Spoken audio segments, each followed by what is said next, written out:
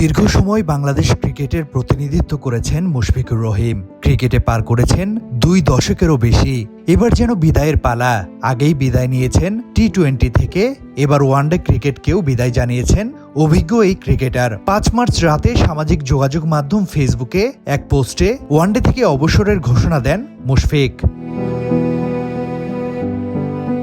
মুশফিকের অবসরের ঘোষণার পর আবেগে ভাসছেন সতীর্থরা। আবেগ ধরে রাখতে পারেননি মুশফিকের স্ত্রী জান্নাতুল কেফায়েত মন্ডিও।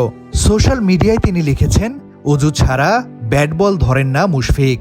এছাড়া সমালোচকদের উদ্দেশ্যে তিনি বলেছেন, সমালোচনা যেন কারো কান্নার কারণ না হয়।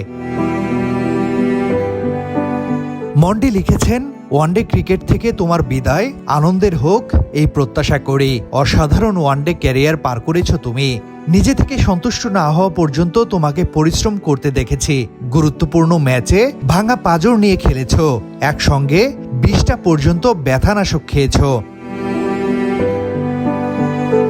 তুমি কখনো নিজের জন্য নয়, দল ও দেশের জন্য খেলেছ।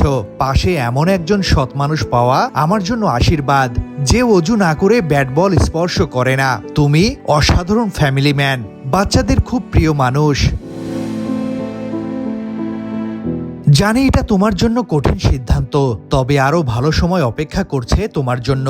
এখন পর্যন্ত তুমি যা করেছো তাতে পরিবার তোমার প্রতি পুরোপুরি সন্তুষ্ট।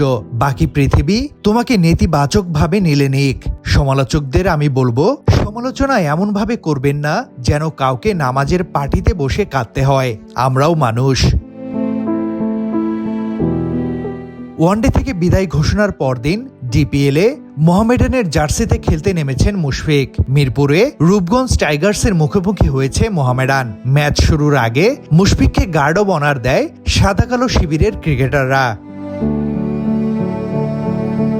তৌহিদ হাসান, সময়ের আলো।